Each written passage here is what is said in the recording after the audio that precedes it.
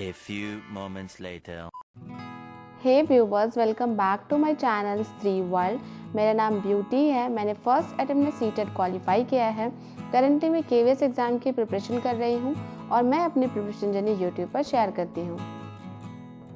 आज मेरे दिन की शुरुआत हुई थी सुबह 3:45 बजे और सुबह उठने के बाद मैं फ़्रेश हो गई हूँ। सबसे पहले मैंने ब्रश कर लिया है और ब्रश करने के बाद मैंने 1 गिलास गर्म पानी भी पी लिया है और उसके बाद मैं सीधे लग गई हूँ अपनी पढ़ाई में। तो आज का जो मेरा फर्स्ट सब्जेक्ट है वो है हिंदी।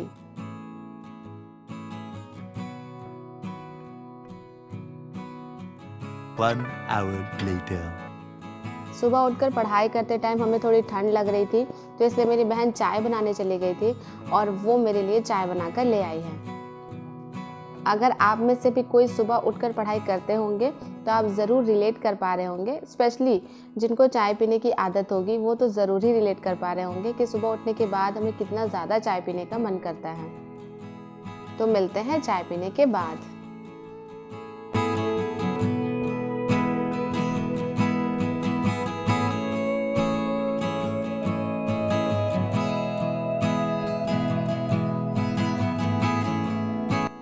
अगर आप सभी मेरी वीडियोस को फॉलो करते होंगे तो आप सबको पता होगा कि आज मैं सबसे पहले हिंदी क्यों पढ़ रही हूँ। आज मैं सबसे पहले हिंदी इसलिए पढ़ रही हूँ क्योंकि कल मैंने एक ऑनलाइन मॉक दिया था और ऑनलाइन मॉक में मेरे 180 में से 146 मार्क्स आए थे और अपना रिजल्ट भी मैंने आपके साथ शेयर किया था। लेकिन जो मेरे सबसे ज़्यादा क्वेश्चंस गलत हुए थे वो हिंदी सब्जेक्ट से ही हुए थे, तो मुझे बहुत ख़राब लग रहा था बाद में। और जब मैंने एनालिसिस किया तो मैंने बहुत ही माइनर मिस्टेक हिंदी में किया था, तो इसलिए मैंने सोचा है कि अभी मैं कम से कम 3 दिन हिंदी पर फोकस करूँगी और अपना नेक्स्ट मॉक 3 दिनों के बाद ही दूँगी। और देखिए, मॉक लगाने का सबसे बड़ा फ़ायदा यही होता है कि हमें पता चलता है कि हम किस सब्जेक्ट में लैग कर रहे हैं और कहाँ हमें ज़्यादा इम्प्रूवमेंट की ज़रूरत है।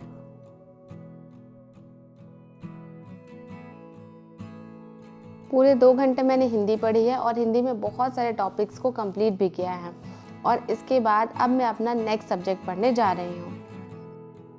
आज का मेरा दूसरा सब्जेक्ट है करंट अफेयर्स। मैं आपको पहले ही बता दे रही हूँ कि मैं करंट अफेयर्स सितंबर मंथ से पढ़ना शुरू कर रही हूँ। मैं सबसे पहले सितंबर मंथ के करंट अफेयर्स एक बार देखूँगी, अपनी कॉपी में नोट डाउन कर लूँगी और फिर उन्हें लर्न भी कर लूँगी और इसके बाद फिर नवंबर, फिर दिसंबर, ऐसे करके मैं करने वाली हूँ। तो अभी करेंटली मैं सितंबर मंथ की करंट अफेयर्स ही पढ़ रही हूँ। सितंबर मंथ के करंट अफेयर्स के कुछ टॉपिक्स मैंने यूट्यूब से देखे हैं और उनका एक नोट प्रिपेयर कर लिया है और पहले मैं उन सभी टॉपिक्स को एक बार रिवाइज करूंगी और उन सबको रिवीजन करने के बाद मैं नेक्स्ट जो भी करंट अफेयर्स बचा हुआ है सितंबर मंथ का, उसे अपनी कॉपी में नोट डाउन करूंगी।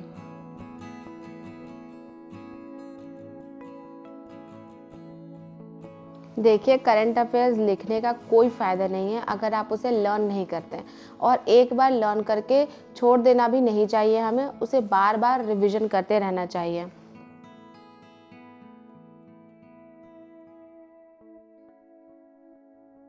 A few moments later. कल मैंने आपसे एक क्वेश्चन पूछा था कि 2021 के लिए लता मंगेशकर अवार्ड किसे दिया गया था, तो उसका आंसर ये है कि 2021 के लिए लता मंगेशकर अवार्ड कुमार सानू को दिया गया था। तो चलिए मैं आपसे करंट अफेयर्स के और 1-2 क्वेश्चंस पूछ लेती हूँ। आप मुझे बताइए कि राष्ट्रीय पोषण माह का थीम क्या था। दूसरा क्वेश्चन ये है कि इंडिया के किस स्टेट में first mountain bicycle world cup organise किया जा रहा है। तीसरा क्वेश्चन ये है कि इंडस वैली सिविलाइजेशन के किस साइट पर नेशनल मैरीटाइम हेरिटेज कॉम्प्लेक्स बनाया जा रहा है। आप इन तीनों क्वेश्चंस के आंसर ज़रूर बताइएगा। मैं इनके आंसर्स किसी कमेंट में ज़रूर पिन कर दूंगी।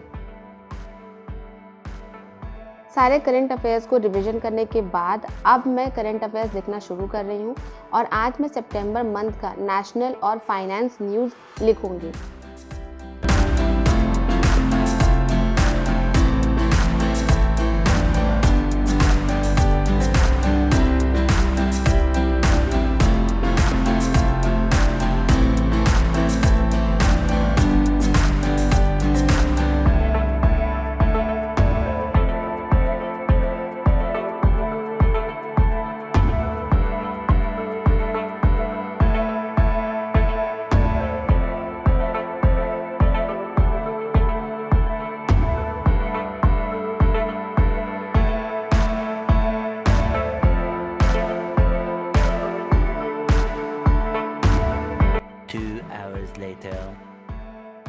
करंट अफेयर्स लिखने के लिए मैं परचम क्लासेस को फॉलो करती हूँ।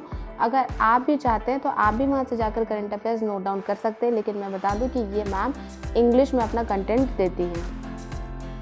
और अगर आपको हिंदी में करंट अफेयर्स पढ़ना है तो आप कुमार गौरव सर को फॉलो कर सकते हैं, वो भी बहुत अच्छा करंट अफेयर्स पढ़ाते हैं। अब मैं आपको अपने नोट्स दिखाना चाहूँगी कि आज मैंने कितने करंट अफेयर्स लिखे हैं।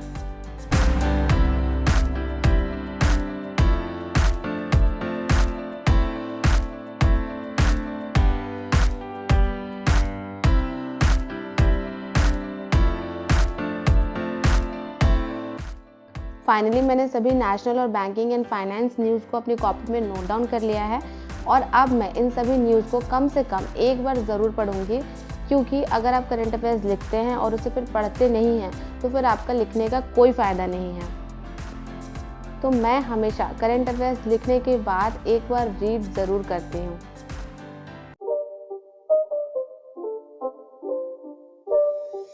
It's not a game, it's a rich thing.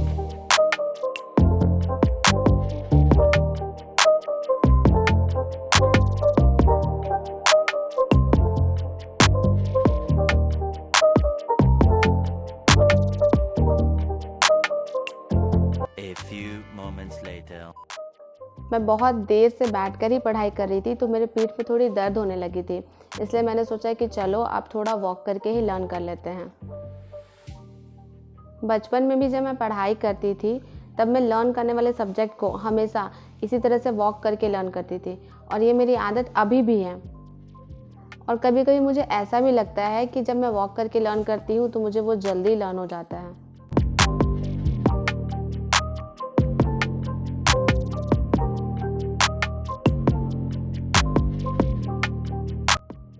Finally मैंने सभी करंट अफेयर्स को एक एक बार लर्न कर लिया है और अब मैं अपना टाइमर ऑफ करूँगी और इसके बाद मैं घर के काम में लग जाऊँगी।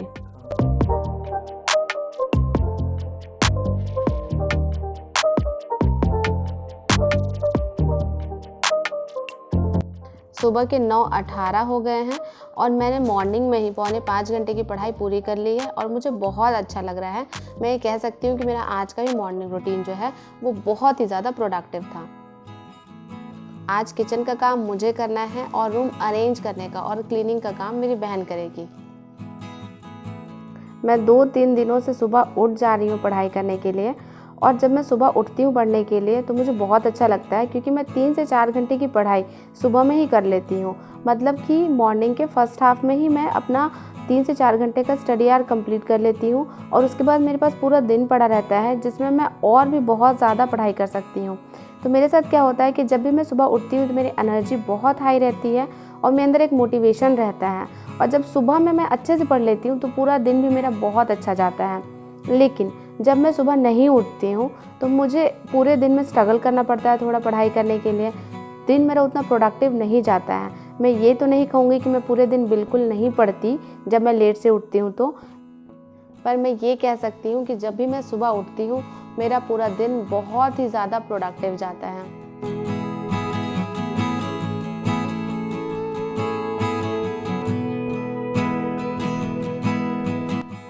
सुबह के 10:30 बज गए हैं और अब मैं अपना नेक्स्ट स्टडी स्लॉट स्टार्ट करने जा रही हूँ। नेक्स्ट स्टडी स्लॉट में मैं पढ़ने वाली हूँ इंग्लिश। अगर आपने मेरी कल की वीडियो देखी है तो मैंने उसमें कहा था कि मुझे हर दिन इस बुक से 100 idioms एंड फ्रेजेस लर्न करने हैं, इसके साथ 10 वर्ड मीनिंग्स लर्न करने हैं और इसके बाद मुझे 50 क्वेश्चन एरर के सॉल्व करने हैं। तो बस उसी टारगेट को अचीव करने के लिए मैं खाना बनाने के बाद तुरंत पढ़ाई करने लग गई हूँ। सुबह नाश्ते में मैंने थोड़ा सा फ्रूट्स लिया है और इसके बाद अब मैं पढ़ाई करने लग गई हूँ। तो सबसे पहले मैंने शुरुआत की है ईडियम एंड फ्रेजेस से। ईडियम एंड फ्रेजेस को लर्न करने का मेरा ट्रिक ये है कि मैं 50 ईडियम्स एंड फ्रेजेस फ्रंट से पढ़ती हूँ और 50 idioms and phrases back side से पढ़ती हूँ। इससे क्या होता है कि मेरा आगे और पीछे दोनों का पोर्शन कंप्लीट होता जाता है और ब्रेन को उतना बर्डन फील नहीं होता है। ईडियम्स एंड फ्रेजेस लर्न करने के बाद अब मैं यहाँ पर वोकैब लर्न कर रही हूँ और मैं आपको बता दूँ कि मेरे पास लगभग 300 वोकैब्स हैं और हर एक वर्ड का मेरे पास 5 से 6 सिनोनिम वर्ड भी है इसमें लिखा हुआ। तो मैं इसी से वोकैब अपना कंप्लीट कर रही हूँ। मैं आपको बता दूं कि 100 idioms एंड फ्रेजेस लर्न करने के बाद 10 वोकैब लर्न करना और उसमें भी हर वर्ड के 5 से 6 मीनिंग्स लर्न करना बहुत ही टफ काम होता है। इसमें बहुत मेहनत लगती है, लेकिन एग्ज़ाम पर्सपेक्टिव से ये दोनों चीज़ बहुत इंपॉर्टेंट है, क्योंकि अगर आपकी इंग्लिश 10 और 30 मार्क्स की आती है KVS PRT में, तो 30 मार्क्स में केवल आपसे ग्रामर के एरर ही नहीं पूछे जाएंगे, बल्कि आपसे वोकैब के भी क्वेश्चंस पूछे जाएंगे और इसके अलावा इडियम एंड फ्रेजेस के भी क्वेश्चंस पूछे जाएंगे। वोकैब कंप्लीट करने के बाद मैं रानी मैम की वीडियो से 50 एरर के क्वेश्चंस देख रही थी। दोपहर के 12:35 हो गए हैं और फाइनली मेरा जो इंग्लिश सब्जेक्ट का टारगेट था वो पूरा हो गया है और अब मैं अपना टाइमर ऑफ कर दूंगी। अभी मेरी एनर्जी पूरी डाउन हो चुकी है, क्योंकि मैंने बहुत ही ज़्यादा बोल कर पढ़ाई की है। तो जब आप बोल कर पढ़ाई करते हैं तो आपकी एनर्जी बहुत ज़्यादा ड्रेन हो जाती है। और सुबह से मैंने केवल फ्रूट्स ही खाया था, तो अभी मुझे बहुत भूख लग रही थी, तो इसलिए अपने सारे कॉपी बुक्स को अरेंज करने के बाद मैं किचन में चली गई थी खाना लेने के लिए। आज आपने देखा ही होगा कि मैंने आलू गोभी की सब्ज़ी और रोटी बनाई थी। तो अभी खाना खाने का मज़ा जो है वो दुगना हो गया है, क्योंकि एक तो भूख बहुत ज़ोर से लगी है और दूसरा जितना भी टारगेट सेट किया था उसका लगभग 80% टारगेट मैंने अभी ही अचीव कर लिया है। तो अभी खाना खाने का स्वाद जो है वो डबल आ रहा है और खाना खाने में मज़ा भी आ रहा है।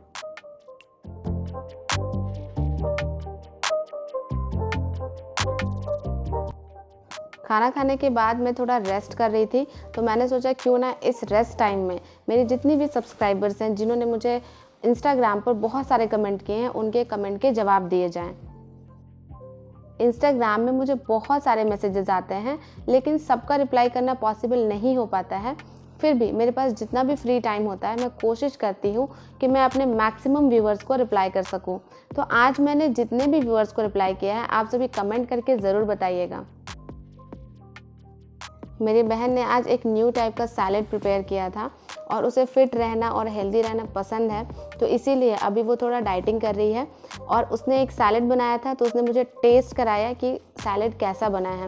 रियली में सैलेड बहुत टेस्टी था, खाने में बहुत अच्छा लग रहा था।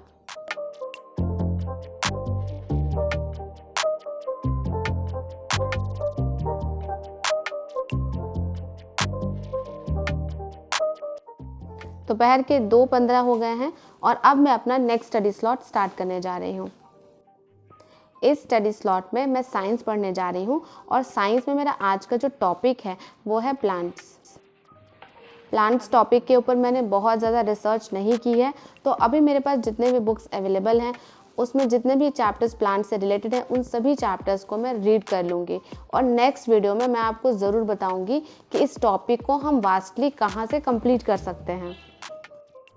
मेरे बहुत सारे व्यूअर्स मुझसे पूछते हैं कि EVS के लिए साइंस को कहाँ तक पढ़ें।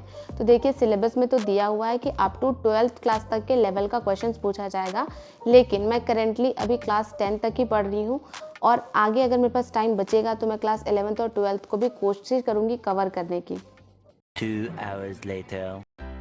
प्लांट टॉपिक से रिलेटेड मुझे 2-3 चैप्टर्स ही मिले थे, तो उन सभी चैप्टर्स को मैंने पढ़ लिया था, क्योंकि मैंने पहले भी क्लास 8 तक की साइंस बुक को कंप्लीट किया है अच्छे से, तो इसलिए बहुत सारे टॉपिक्स मेरे कंप्लीट हैं। और इसके बाद मैं फाइबर टू फैब्रिक चैप्टर पढ़ने लग गई थी। मैं fibre to fabric chapter class 8 से पढ़ रही थी।